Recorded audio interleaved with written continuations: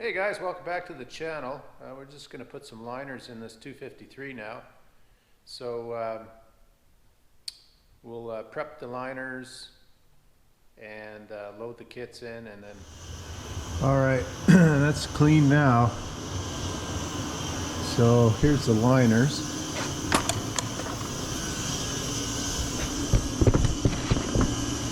So these are kits I bought from a friend of mine I met a couple of years ago.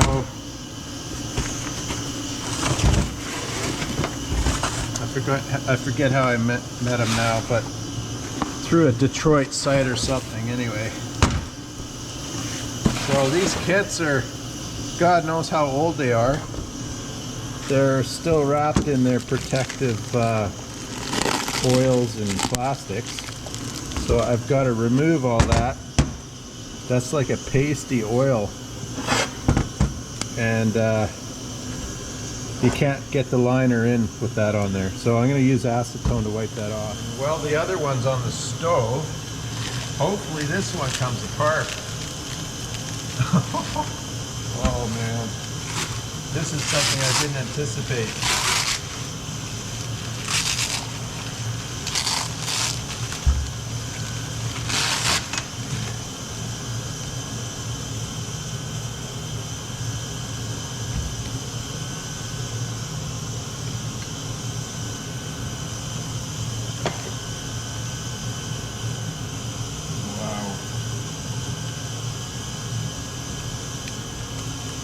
So over the decades, this stuff's dried out and turned into a nasty paste.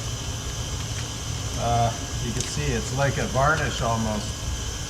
What was I thinking? Let's see if this one will tap out.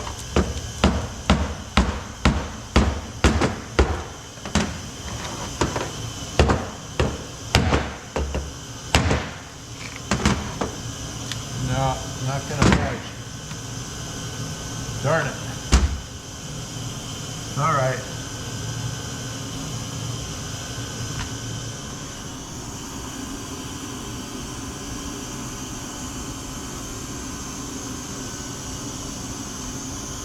It's like a wax. All right, success. I ended up putting them in my parts washer. Being it's a petroleum product, diesel fuel will work just as well. So we're starting to get a little bit of movement on the piston. So these are things I never anticipated.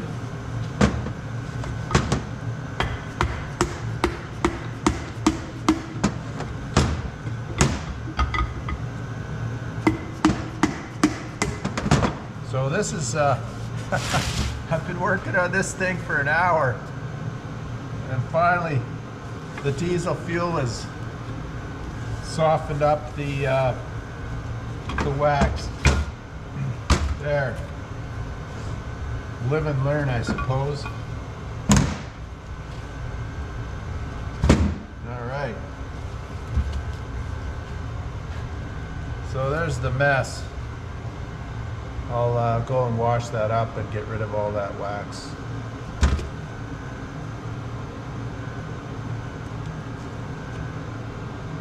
They were cheap.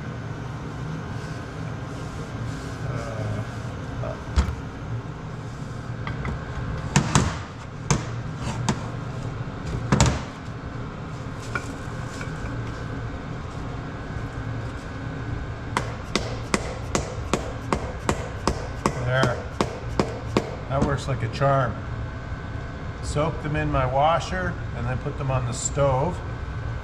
And an hour later, they come out.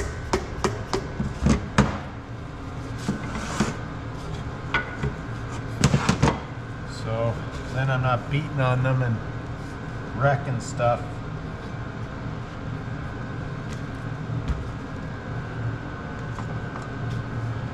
Something else that is.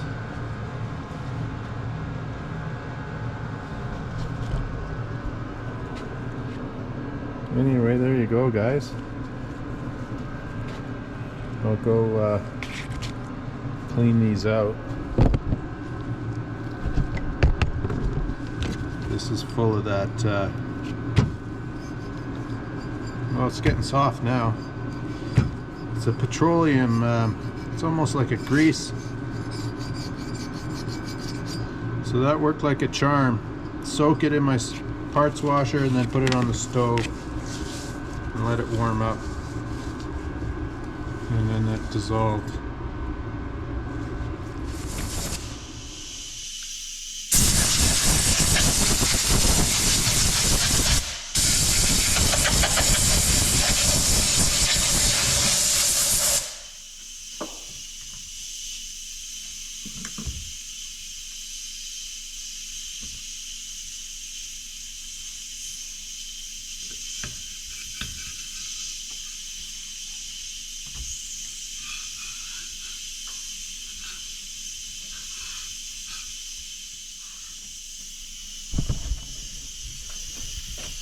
So there's one liner and piston cleaned up. We'll test fit it now.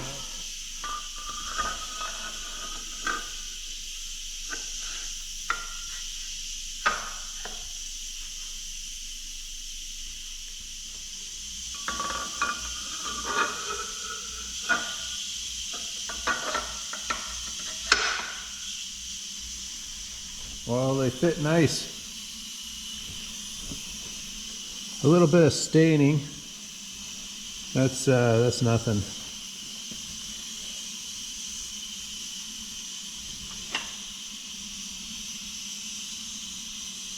But yeah, fit really nice. So I'm going to show you guys the tall port versus the short port liners. So I can't remember the part number off of this one, but it's easy enough to look up. But this is the tall port, the 0.84 inch, and this is the 0.74 inch. So depending on your camshaft and pistons and whatnot, you could have the low port or the tall port. Something else I thought you might be interested in. These pistons here are 21:1 compression ratio for the N engine. And this here is 18.7 for the turbo engine. And both are trunk style pistons. They're one-piece cast iron pistons with a tin coating on them. This piston is almost identical except for the crown. So I won't bother. I should say we're going to put a connecting rod in and install the retainer.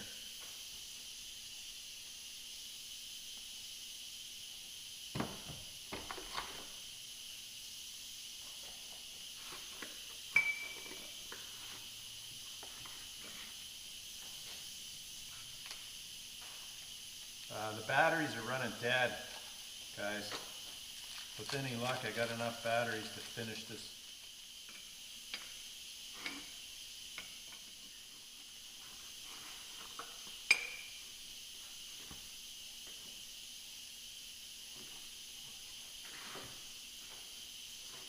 Okay.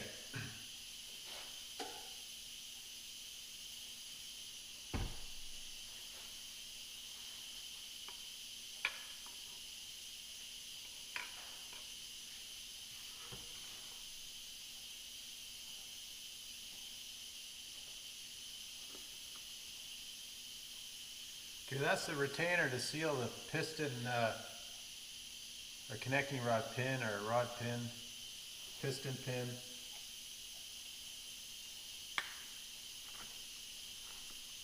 So I just set it in there like that, and then we'll seat it with a hammer and a golf ball.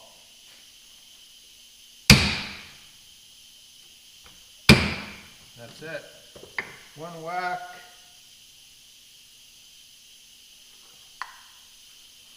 And it's seated.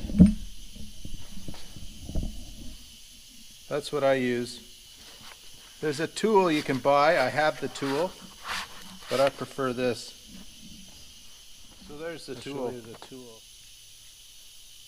vacuum test this now and make sure it's a good seal.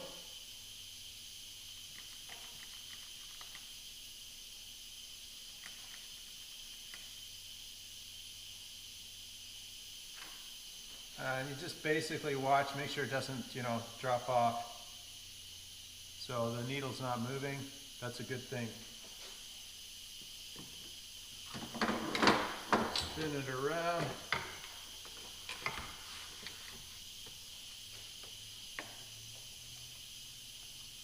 Make sure the other one's good.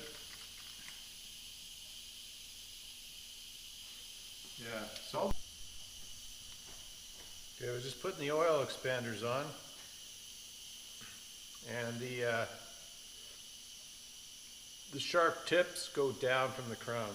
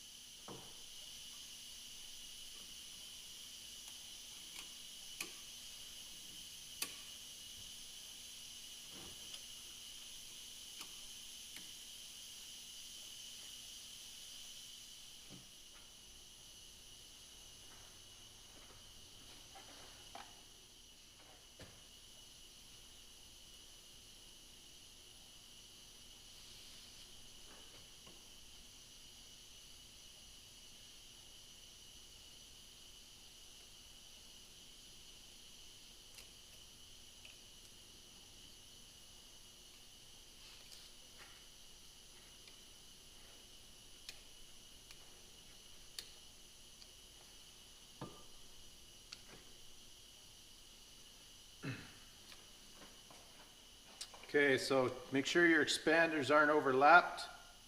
The top ring goes in 180 from the gap on the expander, and then the bottom ring from that goes 45 from the gap on the top. So I went and bought cast iron rings, and they replaced 2 of the chrome rings, and that's to help for low load engines and whatnot. And that goes on number 3 and 4.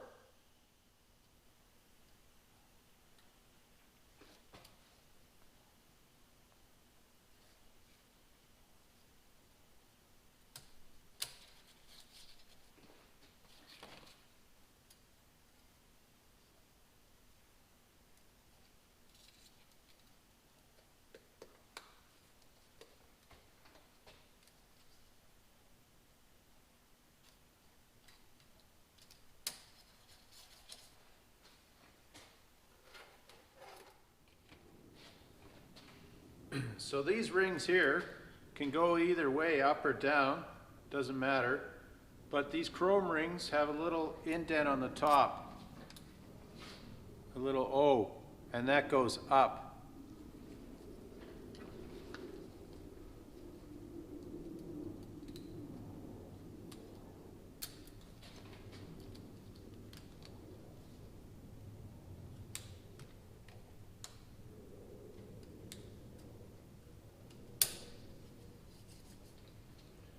And then this is the fire ring, the top ring.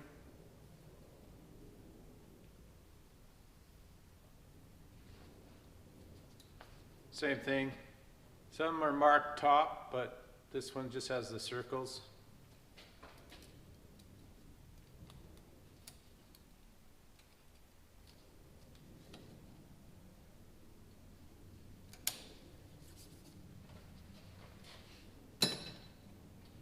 Okay, I'll get the liner set up to install the piston, and I'll bring you back. Okay guys, I staggered the rings. So the top ring on this one, I set it up so the 4th ring's 180 and the others are 90 from each, well 180 from each other, but 90 from the top and 90 from the bottom. And that should work really well. And I'm gonna go clean up my ring compressor and we'll install a piston. Okay, so I'm ready to put the piston in. The only other thing I didn't mention, for the oil scraper rings, the hooks are down, all right? Now just follow the manual when you're doing this.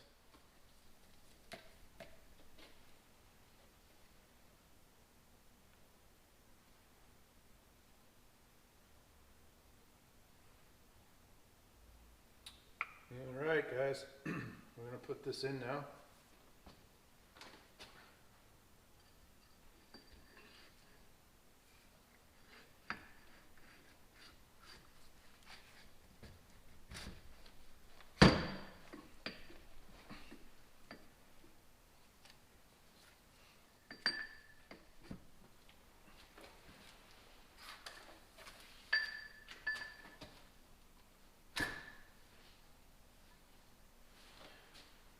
Sometimes they're a bit sticky, so I put them on the floor, put my weight on them, and double check that the piston rotates freely, and then you're done. Yeah, so just double check the piston rotates nicely, and then you're good. So that's it, it's ready to go. Well, there you have it, guys. That's 2 piston kits built for the 253. So the next video will install them. And again, thanks a lot for checking in, and we'll catch you on the next video. Take care.